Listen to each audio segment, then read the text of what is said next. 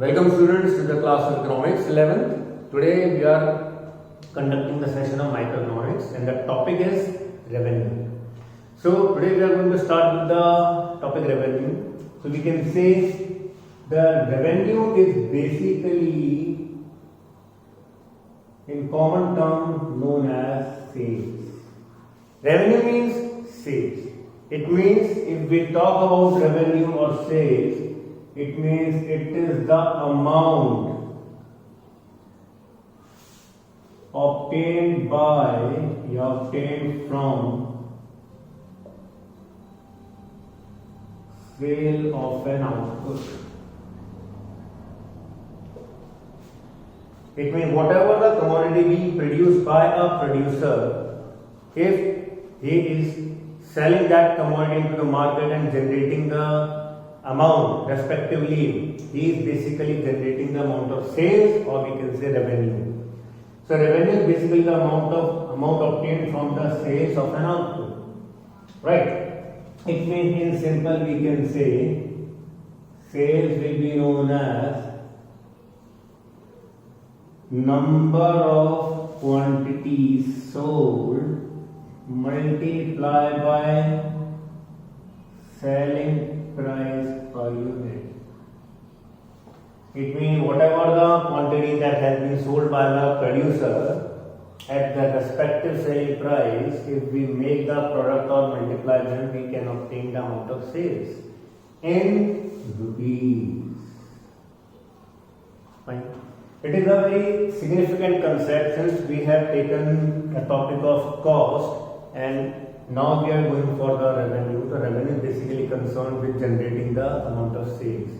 Now, if we talk about the forms of revenue, we have total revenue,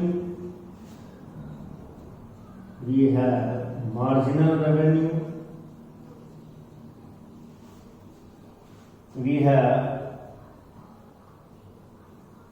average revenue. Now, in respect of total revenue, we can say it is basically concerned with the total amount of earnings of sales, or we can say it's the total amount of sale that has been obtained by selling all the units of a respective output or commodity or a particular good that we can obtain. It means it is the sum total of all marginal revenue, or we can say it is obtained by the product of AR into Q, or we can say selling price into number of units sold. Q is basically the number of units sold. So here we get the definition of total revenue. Total revenue refers to the total amount of sales that has been generated by a producer by selling all the units of a commodity at a given period of time. Fine. So sales is basically concerned with the summation of all marginal revenue, or it can be obtained by price into Q or average revenue into Q. Now, if we come to marginal revenue is basically the additional revenue. We say additional revenue so obtained by the sale of additional unit of a commodity. So, if we obtain marginal revenue, we can obtain in the following manner: TRN minus TRN minus 1, or we can obtain by the proportion of change in total revenue upon change in the quantity sold. That means by this we can get the additional unit of output sold. So again I say marginal revenue refers to the additional revenue that is obtained by the sale of additional unit of an output at the respective price. Now, if we talk about average revenue is basically the revenue per unit of output sold as obtained by the proportion of total revenue over total quantity sold. It means average revenue refers to the per unit of output sold, or we can say it's the revenue per unit of output sold as obtained by the proportion of total revenue over number of quantities sold, or we can say total number of quantities sold. So these are basically three forms of revenue that we have seen. Now we are going to establish the relationship. So the relationship says, first of all, in respect of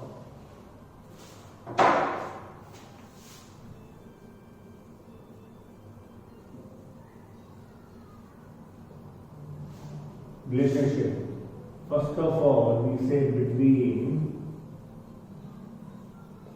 total revenue and marginal revenue. First of all, as we always say, marginal revenue is the rate of total revenue. Fine. हम कहते हैं when marginal revenue is constant, total revenue is rising at a constant rate.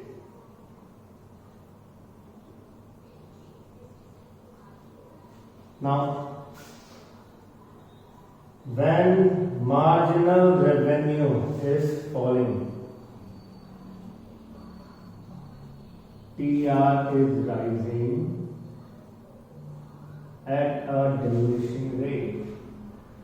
Now students, here is one thing you need to be noted very clear, that here the marginal revenue is positive. Right? Now at 4th point, when marginal revenue is 0, TR is maximum. It means total revenue reaches to the height of maximum number of units sold or generation of maximum sales. Finally, when MR is falling and negative, TR is also falling. It means when marginal revenue will fall and when it becomes negative, total revenue will start declining or is also falling. So, as we said earlier, marginal revenue is the rate of total revenue. When marginal revenue is constant, total revenue will rise at a constant rate. When marginal revenue is falling but remains positive, total revenue is still rising but at a diminishing rate. When marginal revenue becomes 0, total revenue becomes maximum. And when marginal revenue is negative, total revenue will start falling. Right? This is basically the relationship between total revenue and marginal revenue. Now we are going to see the relationship between average revenue and marginal revenue. Now, relationship between average revenue and marginal revenue. We say when marginal revenue is constant, we say average revenue is equal to marginal revenue. Okay. Second, when marginal revenue is falling and positive, AR is more than MR. Average revenue is more than marginal revenue. Now, if it is falling and even becomes negative, still we can say AR will be more than MR, and AR will never be equal to 0 or becomes negative or negative. Since we say average revenue has been obtained by total revenue upon Q, so we can say as far as the total revenue is positive, average revenue will remain positive. So it can never be 0 or negative. Simple logic. Fine. So this is basically a very small relationship between average revenue and marginal revenue.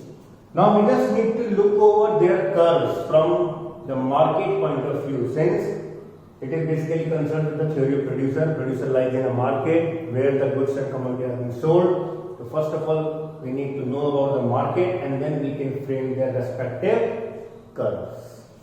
So now we are going to see the diagrammatic representation of total revenue, marginal revenue and average revenue in respect of the market. So curves of total revenue, marginal revenue and average revenue. Now we can study from different market point of view. First will be perfect competition market. There is a chapter in your course, students, with respect to market and its forms, where we are going to discuss in details about these forms of market, but here we just need to know that in respect of perfect competition market, there are very large number of buyers and sellers. Each seller is selling at a homogeneous price, right, at a uniform price, you see, and the product will be uniform. There will be no change in the, we can say, price, since the firm or a producer is the price taker and the industry is basically the price maker. Just we say, as in the case of resemblance example of milk. It means whatever the dairy booth where the milk is being provided by Saras, everywhere in every booth we are getting the same price of the Saras dairy milk. Fine. It means the industry Saras is fixing the price and all the dairy booth owners, or we can say the firms, small firms or traders, are following the same price as indicated by or as framed by Saras. So perfect competition market is a form of market where there is a very large number of buyers and sellers. Each seller is selling uniform product at a uniform price. So here we can say the curve will be, it means if we talk about price quantities sold, or if we talk about TR, MR and AR curve, so basically marginal revenue will be equal to average revenue.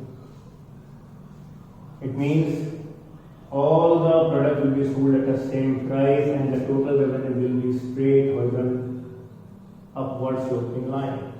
This will be the curve for total revenue, since when we say average revenue, marginal revenue are constant, price as constant, as I told you that every seller is selling their commodity, whatever quantity, high or low, at the same price level. Fine. So the curve will be marginal revenue will be equal to average revenue, that will make the total revenue a straight or sloping, we can say straight or upward sloping line. Fine. So the upward sloping line that is indicated by the constant proportion of average revenue and marginal revenue. Fine.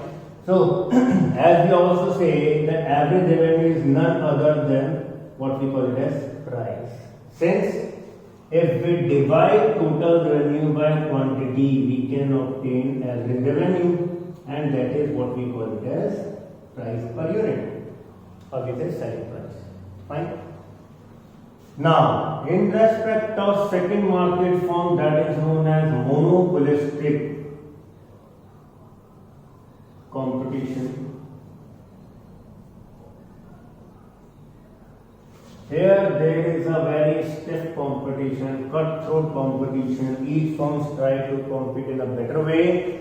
So we can say the product are differentiated, the price is differentiated. There are still again we say a large number of buyers and sellers, and each seller would like to sell their differentiated product at differentiated price. It means here we used to see that the price will be different in one good than another. So we say there is a great competition. So in this form we can say the curve will be downward sloping. Downward sloping means every seller would like to sell more, and any of the seller would love to sell more only when he will reduce the price. As we see in the market, whenever we used to buy more and more quantity, we bargain with the seller, and seller has to reduce the price considerably in order to sell more. That's what we say the monopolistic competition lies. So, if there is no uniformity of product or price, the seller or a firm will love to sell more only when price will fall. Fine. So, the curve will be downward sloping. Now, if we just stretch this curve from this to this, it means M1 can be negative and can be 0. At this point of time, we say if we just make a line over to upward, we can say we will be obtaining the total revenue. This is how we can say total revenue at its maximum point, and we have the C when it was positive but downward sloping. Our total revenue was keep on rising, right? As and when it becomes 0, marginal revenue becomes 0, it touches the maximum point. When it becomes negative, we say total revenue starts falling. So the relationship also gets very clear if we talk about total revenue and marginal revenue. This is basically a curve in monopolistic competition market. The same way we can draw a curve in third form, that is monopoly. Now in monopoly competition, we have to draw in the same way, but the curve will be more steeper. It means it will be again downward sloping, but here in this case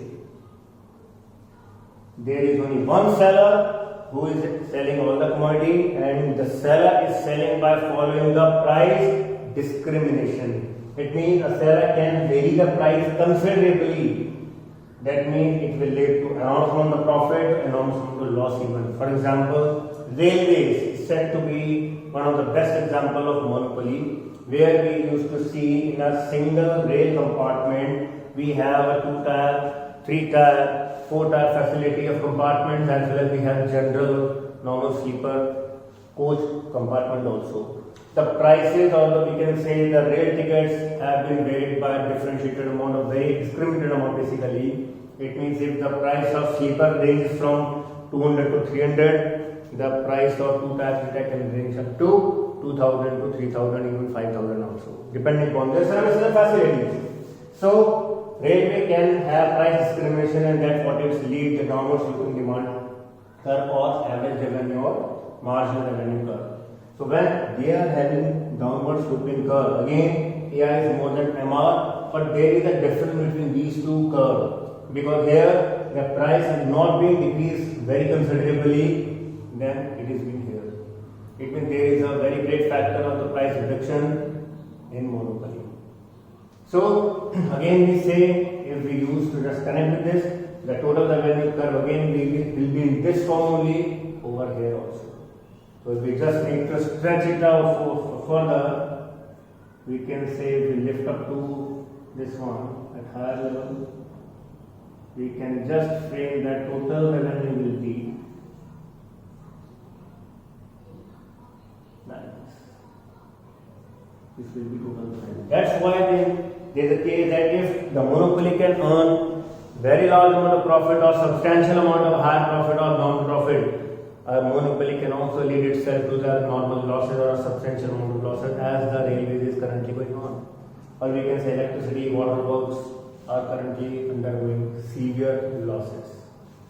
So basically these are the three forms of market where we have to study about the curves of total revenue, marginal revenue, or average revenue curve. As I told you earlier, average revenue basically the price, it is also downward sloping, but it never touches x-axis, or we say it never becomes 0 or it never becomes negative. Marginal revenue can be negative, it can be less than, or it can be 0 or negative. Fine. So basically, so this is the chapter of total revenue, marginal revenue, and average revenue. It's all about the term revenue has been clear to you. We have taken the entire content. It's a very short topic that is given in your course. Right. In the next section, we are going to take producer equilibrium, that will be having the combination of total revenue, total cost, marginal revenue, marginal cost. There will be some approaches that will define the state of maximum profits to the producer. Fine. So thank you so much, students, for joining the class. Till then, stay safe, stay healthy, stay alive. Thank you so much.